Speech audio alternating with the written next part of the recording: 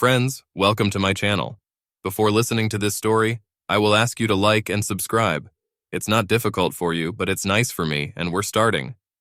The look on my husband's face told me that things were not going as I had hoped. Things didn't go so well when I asked him for permission to go on a vacation cruise without him, but I had no choice. I wanted his permission to spend a week away from him with another man. He wanted to know if I was crazy. Sometimes I think I'm crazy. All I know is that I can't help myself. When Miles wants me, I have to go to him. It all started in February, 4 years ago. It was tax season. Charlie worked late and came home late and tired. He just didn't have the time or energy to pay much attention to me. Besides, it was President's Week and the kids didn't go to school. I took them to the mall and left them to dump their energy on the ice rink while I did some small shopping. When she returned, they were still full of energy, as only teenagers can be. I stood for a while, leaning against the railing, watching them, but then decided to sit on a small podium designed for parents as proud of their children as I am. I turned around, looking for a place to sit down, and saw him. He was staring at me intently and didn't turn away when I caught his eye. I turned to face the skaters, but I didn't see them. All I could see in my mind's eye were his eyes. They were as black as onyx and seemed to penetrate my soul. I didn't want to look back again. I was afraid of it. Suddenly he was next to me, also looking at the skaters. He still didn't turn his face to me when he asked, "What's your name?"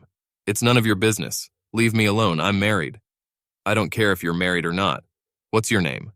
I turned to look at him and tell him to fuck off. His face was only a few centimeters from mine. His head was shaved and his face seemed to be carved out of stone. Solid, flat planes. The voice was quiet, but very insistent and demanding. Very demanding. Something stirred in me. No one had ever talked to me like that before.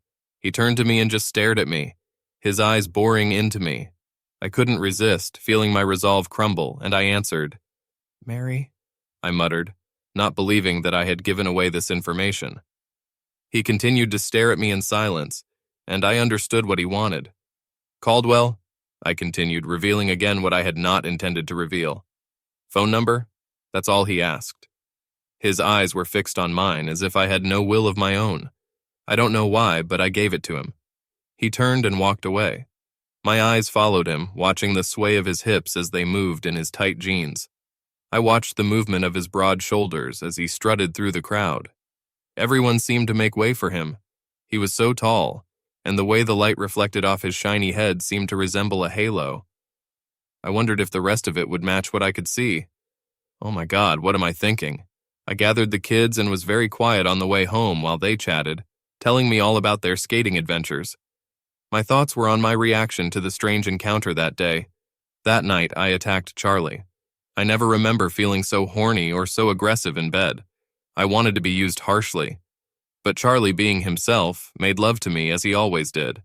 He pulled me over the edge, but it wasn't what I needed at all. It was a difficult time of the year for our personal lives. Charlie runs the local H&R Block office, and the tax season means long hours and hard work for him. I couldn't really blame him for not giving me what I wanted.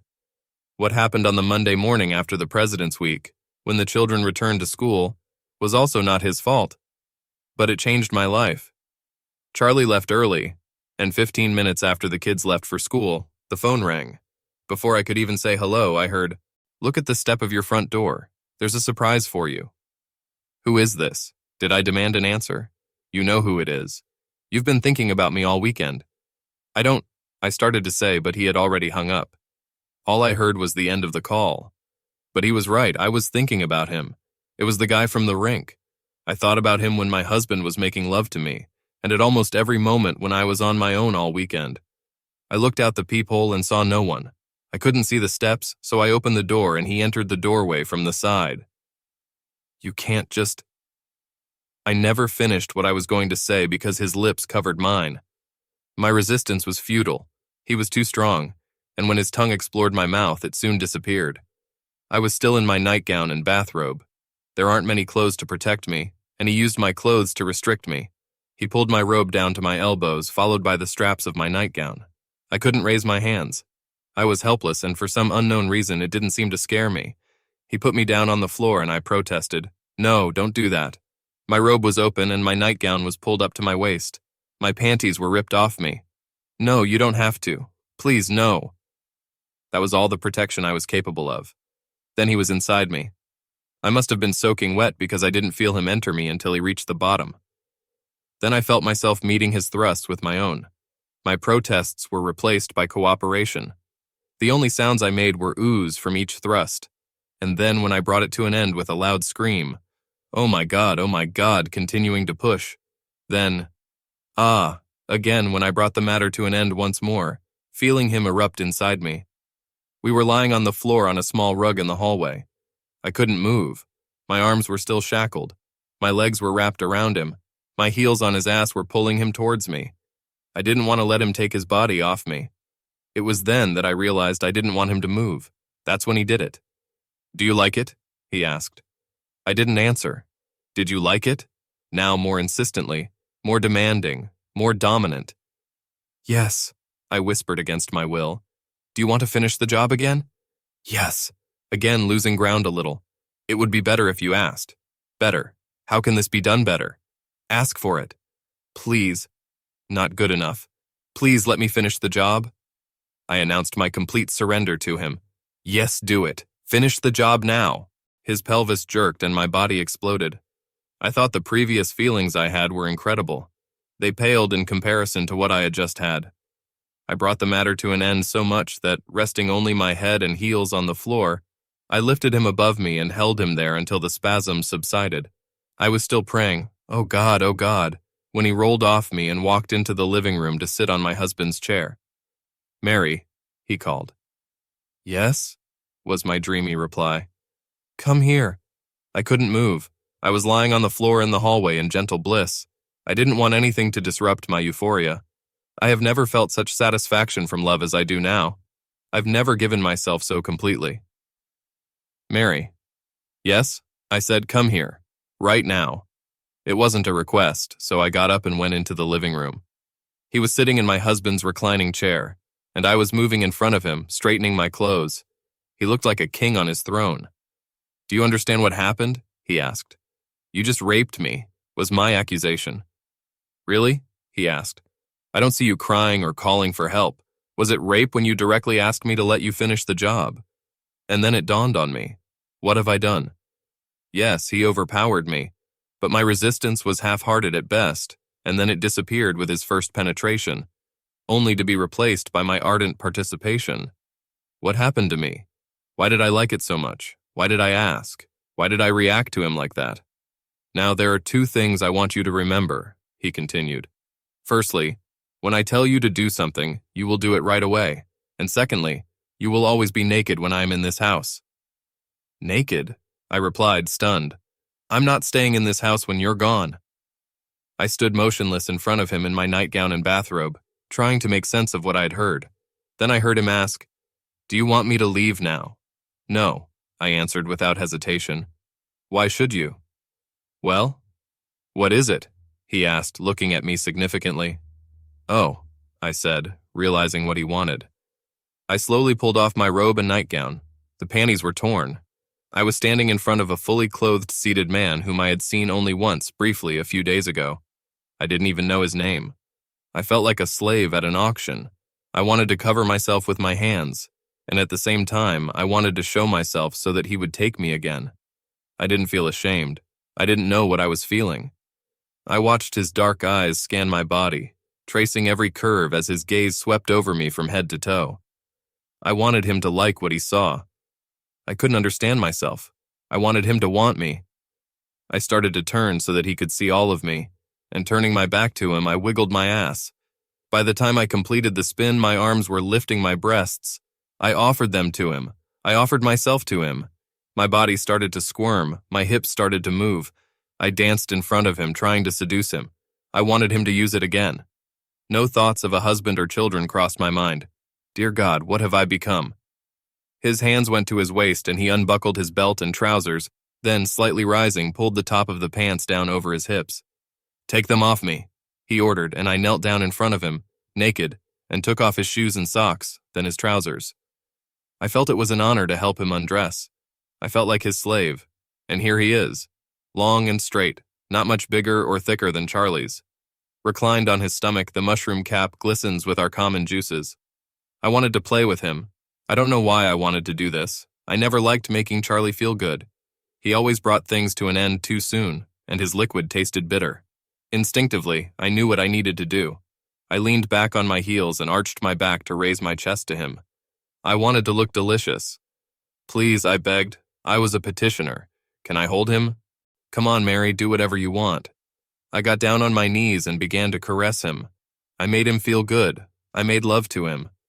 All this time, I could feel the liquid that he poured into me flowing out, mixing with my juices. It all flowed down my thighs, making me feel like the most loving woman in the world.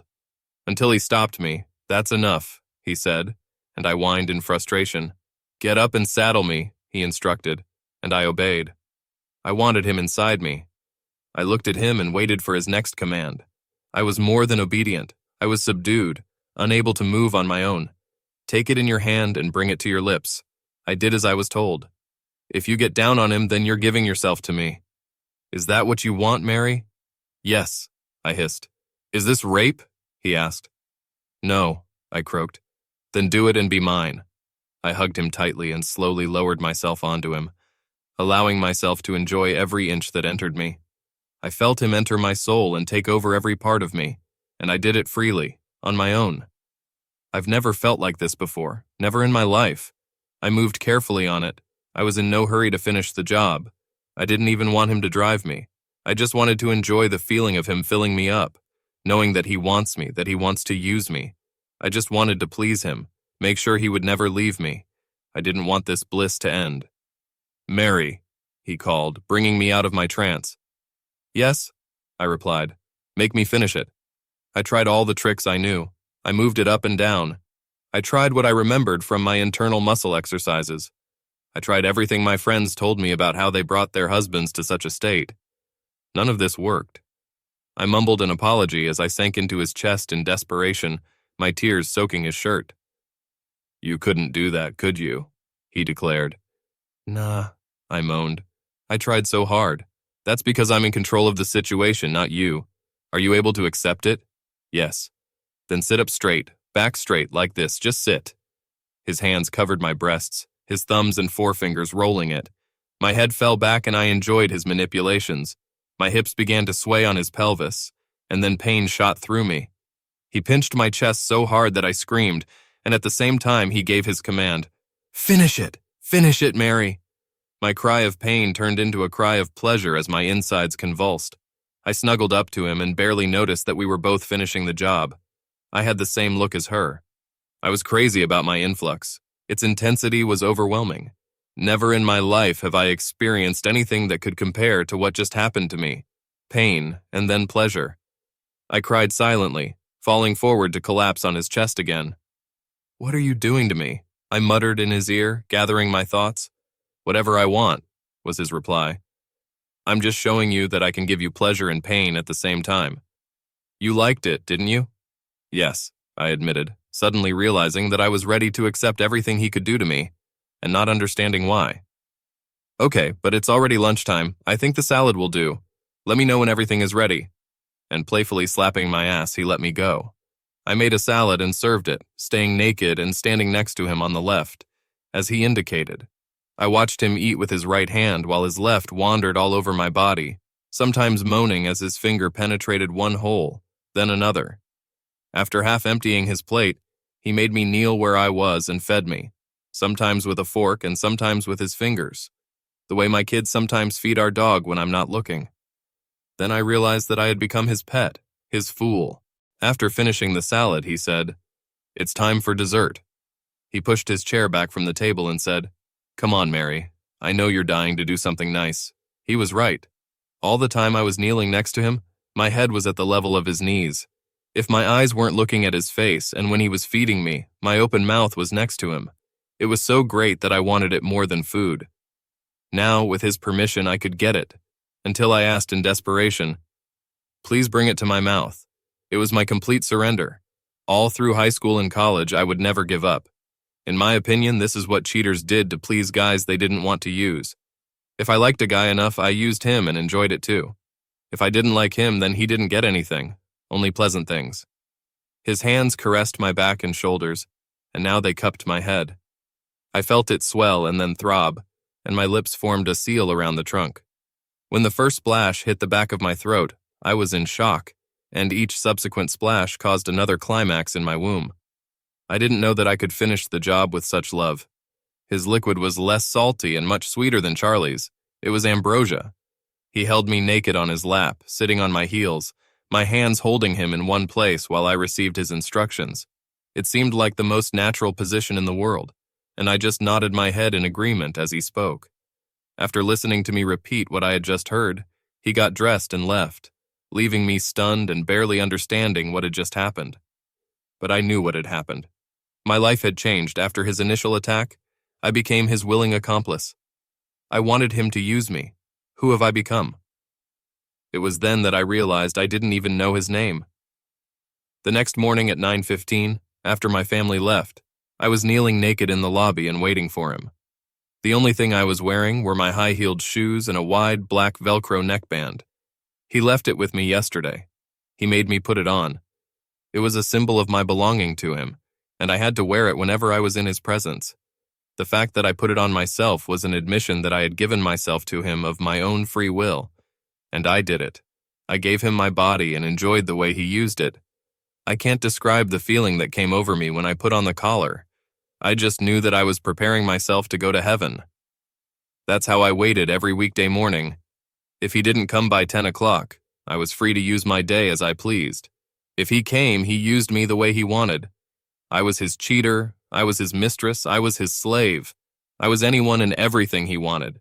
For 5 or 6 hours, 2 or 3 days a week, I was in better condition in a day than Charlie had given me in a month. Then everything stopped. It took me almost 2 weeks of waiting on my knees before I realized that it must be over. He just disappeared without saying a word, without leaving a hint. He left me on my knees waiting, wondering if I had displeased him or what. He left me with an emptiness in my heart, which I stroked from time to time, putting on a ribbon and kneeling naked in the hall, hoping that my demonstration would bring him back. A little more than 3 months after his disappearance, the doorbell rang at 9:15 a.m. Of course, the thought occurred to me, maybe it's him? I immediately threw it away and opened the door, and it was him. I almost fainted. We both stood and looked at each other, and then he broke the spell by saying, "Well?" And I, stupidly standing there and staring, said, "Come in." To which he replied again, "Well?" And then suddenly realizing everything, I said, "Oh, but the door is open." He stood silently and looked at me, and I finally realized that he wasn't going to come in until I undressed. When I took off my housecoat, my pelvis started moving. When my nightgown followed, my shoulders moved my chest. By the time my panties hit the floor, my hips were already moving towards him. God, how I wanted him. I tried to seduce him with my body. As he passed me, he pulled me by the hand into the kitchen. Turning the chair around, he sat down and pulled me face down into his lap. Instinctively, I knew what was going to happen. Although I've never been spanked in my life, even as a child, I've already cried. Each additional slap on my ass intensified my shock until it turned into a continuous shock shaking my body. I've never experienced anything like this. I had already given him my body, and with the advent of understanding, I gave my soul. I will never disobey his instructions again. For the next 4 hours, I did everything I could to please him. He was getting everything he wanted from my body, and by the time he was about to leave, I was exhausted. But not so much that I didn't realize that his latest instructions were going to change my life even more. "I'm going on vacation next week. I'll be gone for a week," he announced. "Nah," I pleaded. "You just got back." "I want you to come with me," he continued. "Oh," was all I could say when I realized what he was talking about. "But my husband, my children. How can I leave with you because I don't even know your name?" "My name is Miles Albright, and I don't give a damn about your husband and your kids. Be ready at 9:15 on Friday morning as usual. I'll pick you up. Don't bother packing anything, I'll buy you everything you need." "But," I said. "No buts," he commanded. "Just be ready." And he left. The conversation I had with Charlie that night didn't go well. "Do you want to go away for a week and leave me and the kids?" "Where are you going?" he asked. "I don't know. To the Caribbean, I think. He hasn't told me where he wants to take me yet." "Is he? Are you asking me for permission to go on a week-long vacation with another man?"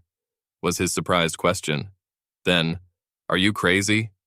He was right, I think I was crazy, but I begged him anyway. Please, Charlie, just for a week. When I get back, nothing will change between us. I'll make it up to you. I will still love you as much as ever. There is very little time left, only 7 days. You are unlikely to even miss me. It won't change anything in our personal lives.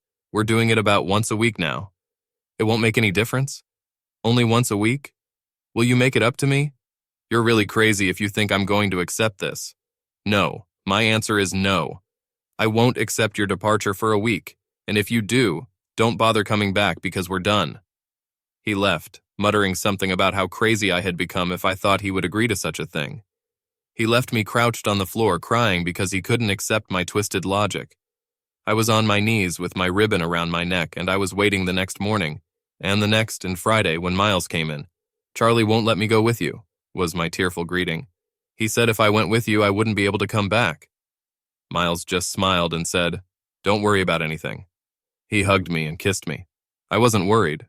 I just got lost in his arms, as I always did when he hugged me.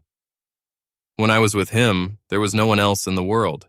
He told me to pack some clothes and some personal items, and I left my house with no thoughts other than how I would please him over the next week. No thoughts about what my life will be like after. I've really lost my mind. A day later, we stood on the deck and watched the coastline recede into the distance. On the second night on board the ship, we were invited to the captain's table. Having never been on a cruise before, I didn't know that it was considered a great honor. I was constantly reminded of the wealth and influence Miles had. He took me to a clothing store on board the ship and bought a form-fitting evening dress that left little room for the imagination. There was no way I could put anything under it except stockings. When he left me at the barber shop, everyone there was impressed with him and where we had lunch that evening. Everyone said that I was so lucky to have such a handsome and generous husband. If only they knew that my husband is at home with my children. There were 2 other couples at the table with us, the captain and an attractive single woman named Millicent Hutchins, who looked to be in her 40s. During a dinner conversation, it turned out that she had been widowed 6 months ago, and this was her first trip after her husband's death, and her first trip alone. Miles had charmed her. She blushed and giggled all through dinner while he lavished his attention on her. For some reason, I wasn't the least bit jealous. I felt that if he wanted her, then he would get her. When she readily accepted his invitation to walk around the deck with us while he smoked his Cuban cigar, I knew how it would end. After about 15 minutes, I left them, citing an attack of seasickness as he quietly instructed me. I returned to our cabin to wait for him, naked as usual, kneeling and wearing a ribbon around my neck. I could hear her laughing as they approached our cabin, and I saw her walk through the door. Her head was turned towards him as she spoke. "What could be so special about your cabin? Oh my God." She saw me kneeling, naked, waiting. "Why, you—" Her evening dress was off her shoulders and down her arms to her elbows, trapping her just as he had done to me. Her plump, heavy breasts hung loosely until his hands covered them, and her moan turned into a high-pitched scream as he squeezed her breasts. He whispered in her ear as he pulled the dress down her body. "You thought you chose me to sleep with you tonight, didn't you? You flirted with me all through dinner, and when you kissed me on deck, you were so sure of yourself. You thought you were in control of the situation. That's why you went on this cruise to make love away from home and not ruin your reputation. I know how excited you are. When was the last time you made love, Millie? Was it your husband just before he died, or did you have a little frolic at home?" "No, please don't." But she didn't resist when her dress fell to the deck. All she was wearing now were stockings, shoes, and jewelry. "Come on, Mary. Show me what you do best. Show me what a good fool you are." And I did it. I pulled off his pants and boxers and made him feel good. I made love to him right in front of her. It was my first time in front of an audience, and it turned me on even more than before. I could hear her heavy breathing when he was talking to her. "Do you see her, Millie? Do you see how much she likes what she does? You want to do it too, don't you? Watch her now. Look how hard she's trying for me. Do it, Mary, try for me now. God help me, I did it." Kneeling in front of a woman I met just a few hours ago, I tried so hard that I had to grab his hips to keep from falling to the floor. Did you see how well she did, Millie? You can too if you want to. You want to try hard, don't you? I see how wet your panties are. Put them down and kneel next to her. I saw her nodding her head. She couldn't speak. As if she was in a trance, her eyes were glued to him. She knelt down next to me, and I don't think she realized that I was there. "Look at this, Millie. You know what you want to do? Yes, take him in your arms, kiss him. When I start trying, you try too. Take from me what you want and what you need." I saw her cheeks sink in. She was doing nice things with such force. I could see her hands spinning as if she was trying to squeeze him dry. I saw him throbbing, and I saw her swallow. And then I saw her shudder and her body vibrate as she brought the matter to an end with him. I saw how she held on to him with all her might, not wanting to let go of him and lose a drop of his fluid. I hugged her so she wouldn't fall. Maybe because I wanted to make sure she wouldn't tear it off, or maybe to welcome her into my sisterhood. She was crying quietly, swallowing the rest of his contribution, and when she leaned against me, her arms wrapped around my neck. "Is it always this good?" "What is it?" she asked. "No," I said. "No? What is it?" she asked. "No," I replied. "It's getting better." "I don't know how I'm going to get over this," she said as he lay naked between us. What I remember most about that night was that she accepted her Velcro neckband in exchange for letting me insert it into her. She gave herself to him just like I did. All this was happening while I was telling her how good it would be. And then I heard her repeat my prayer, "Oh God," every time I tried. In the morning when I woke up, Millie and I were alone in bed. He disappeared. She was looking into my eyes when I opened them. "What happened to me last night?" "What is it?" she asked. "The same thing that happened to me when I put it on," was my reply. "When I put this ribbon around my neck, something happened to me. Does this happen to you too? Is that why you're wearing it?" "I wear it because he wants me to wear it whenever I'm with him." "Is he? Miles, your husband?" "He's not my husband. My husband is at home with our children." "But you're on this cruise, sharing a cabin with Miles? How can you explain this to your husband?" "I can't. I don't know what I'm going to do when I get home. All I know is that when he told me to go with him, I had to go." "Were you supposed to go?" "I don't understand. Every time I put this collar on, all I can think about is how much I want to please him. I know he gave it to me because he wants me, and it makes me feel good because a gorgeous man like him wants me. He wants you too, Millie, and you want him to want you." "No, I couldn't," she said when my hand was on her shoulder. "Aren't you lonely, Millie? Don't you miss your husband and the love he gave you?" I pulled her closer to me and put my other hand behind her head and hugged her, pressing my lips to her lips. We kissed while our bodies merged together. "Don't," she said. "I never—" Her words trailed off as her body reacted to my hand cupping her breast. "He wants you, and so do I. Join me to please a man who is able to give you, as he gave me, all the pleasure that you lack so much." Her mouth opened to let my insistent tongue in, and I heard a moan escape her throat. "It's been so long," I heard her whisper. I don't know why, but I wanted her now. I had never been with a woman before, never kissed a woman the way I was kissing her now. I felt her surrender to me, her body pressing against mine. I heard her moan as my lips closed over her breasts. Oh, I did with her all the things that Miles did with me, all the things that I loved so much. Her body vibrated as my lips descended to her womb. Her juices and what was left of last night's initiation were pouring out of her, and I drank like it was the best champagne. I left the leftovers in my mouth as I crawled back on all fours to kiss her and give her back when my tongue filled her mouth. I didn't even know. She whispered. "What?" She licked my face clean. "I'm losing it." Her tongue explored my mouth. And how good it can be. Now she was touching my breasts. I was kneeling over her, straddling her body, kissing and murmuring tender words of love when Miles returned. We didn't get out of bed. It was already late in the morning and all we had on were our collars. He took one look at us and, undressing, stood behind me and plunged his cock deep into me.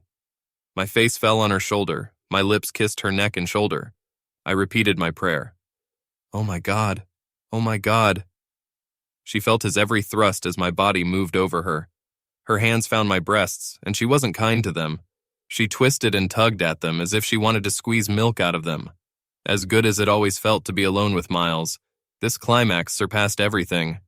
Emotions, pleasure, excitement must have passed through me to Millie, and she was also shocked only by my lips on her neck and my prayer echoing in her ear. It was as if the liquid he poured into me had somehow passed to her. The total sum of our synchronized moments made all three of us gasp.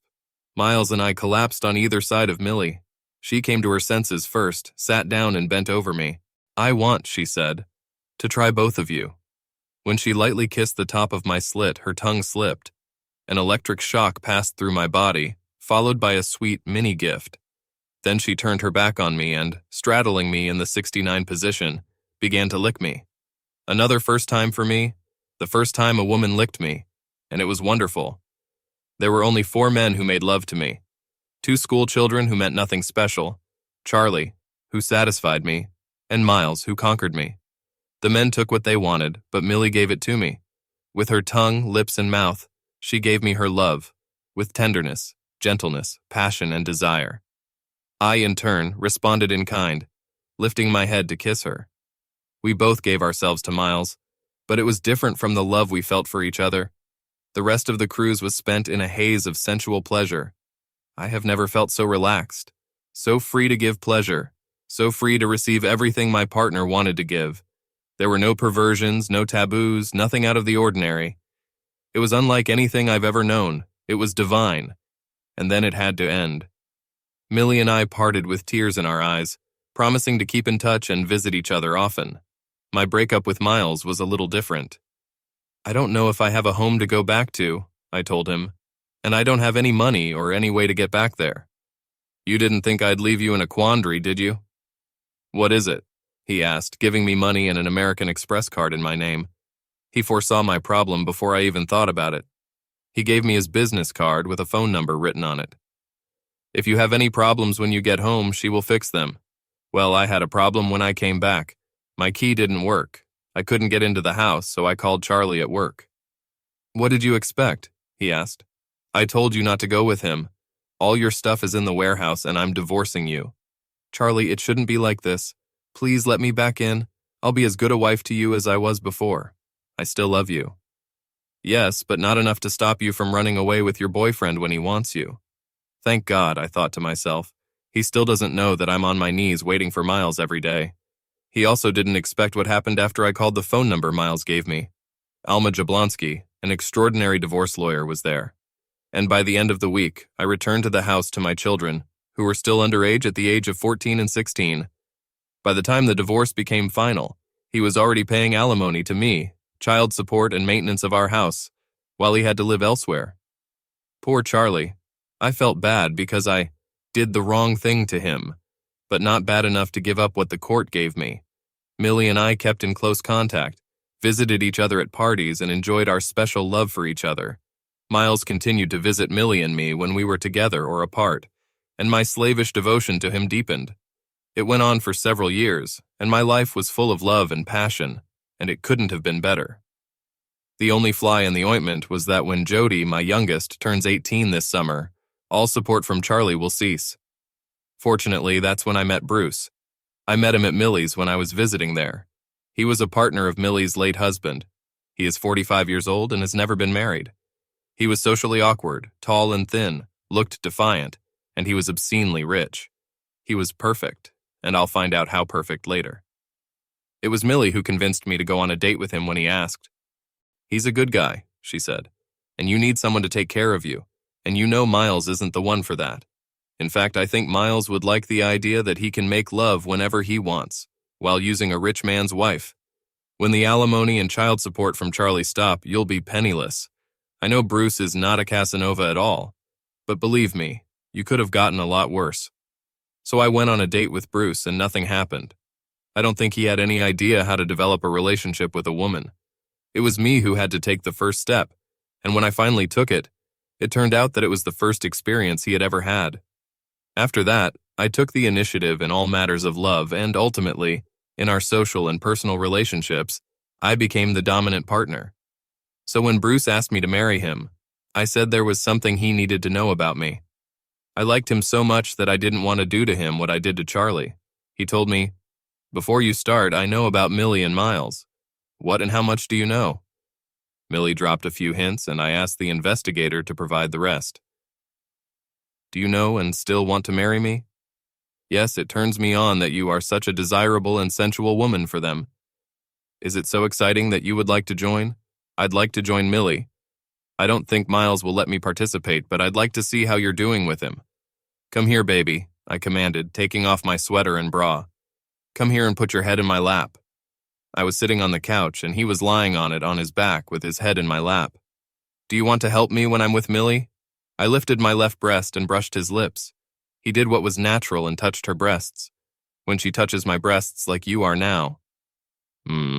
He replied, nodding his head vigorously, his mouth so full of chest that he couldn't speak. When I use her as much as I can, do you still want to get married? He then squeezed out. Yes. My hand cradled his head, hugging him to my chest almost as if he were my child. I was pleasuring him through my pants. And what about Miles? I asked. Do you want to look at your wife when she gives herself to him? When she begs him to use her? Your wife will be an absolute cheater for him, refusing him nothing, giving him my body as a playground. Will you be able to look at me when I finish the job for him because I can't hold anything back when I'm with him? Although he may let you use it, my body belongs to Miles. Can you live with that, Brucey? Oh my God, he exclaimed. Oh my God, yes, he repeated, bringing the matter to an end in his pants. I could feel his pulse throbbing as my hand continued to stroke him through his trousers, rubbing his liquid into his hair and stomach. I smiled at his upturned face before kissing him and then said, You and I are going to have a very happy marriage, darling. I would never have thought on that winter day when I left my children at the ice rink that the road my life would take would lead me to where I am now. With 2 lovers and a rich husband who not only understands my needs, but now puts on our black Velcro ribbon and undresses in front of me as soon as he enters the house.